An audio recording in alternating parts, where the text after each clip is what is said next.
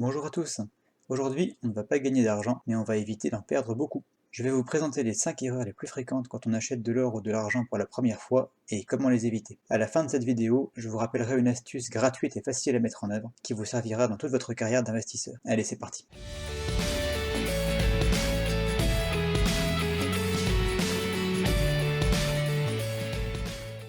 Première erreur fréquente, acheter en une seule fois. On voit sur ce graphe du cours de l'argent depuis 2011, il vaut mieux éviter d'acheter en une seule fois, sinon on prend le risque d'acheter sur un des points hauts et de devoir attendre des années avant que le cours ne revienne au niveau qu'on a payé. Il vaut beaucoup mieux, pour limiter le risque, acheter une fois par mois, une fois par trimestre, ce qui permet de lisser son entrée.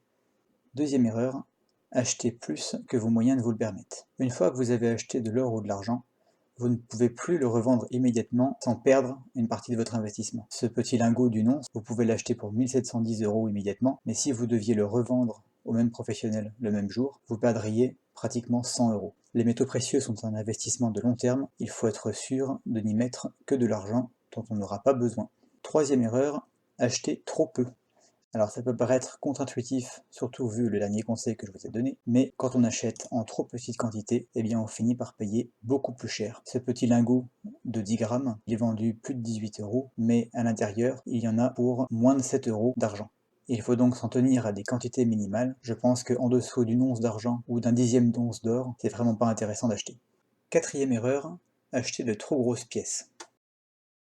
Je viens de vous dire de ne pas acheter trop petit, mais ça marche aussi dans l'autre sens. C'est vrai que plus on achète gros, moins on paiera cher au kilo. Mais au bout d'un moment, cet avantage s'amenuise et on se heurte à un inconvénient de ne plus pouvoir revendre une partie seulement de ce qu'on a acheté.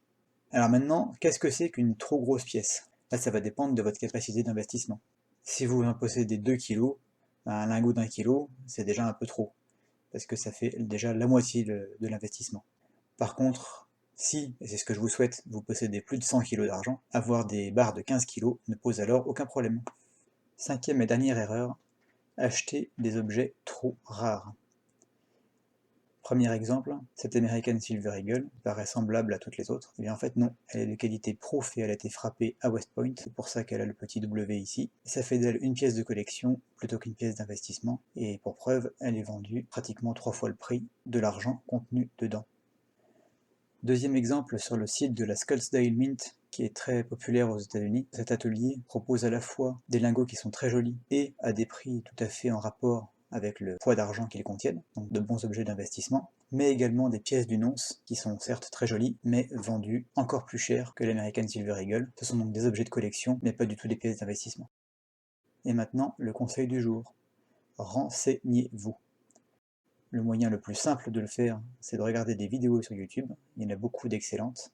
Si vous regardez les miennes, c'est encore mieux. Je vous donne un seul exemple pour finir. Sur ce site anglais, on pourrait être tenté d'acheter des philharmoniques de Vienne, sauf que on a appris dans cette vidéo-là que l'argent d'investissement qui avait cours légal n'était pas soumis à la TVA, et on voit que sur ce site, bien que la philharmonique ait cours légal, 1,50 €, on nous facture allègrement une TVA qui va entre 5 et 7 € par pièce. La personne qui n'était pas au courant et qui passe commande sur ce site-là, vient de jeter 20% de son argent par la fenêtre. Et c'est la fin de cette vidéo, merci de l'avoir regardée jusqu'au bout. Si elle vous a plu, n'oubliez pas de cliquer sur le pouce bleu et de vous abonner.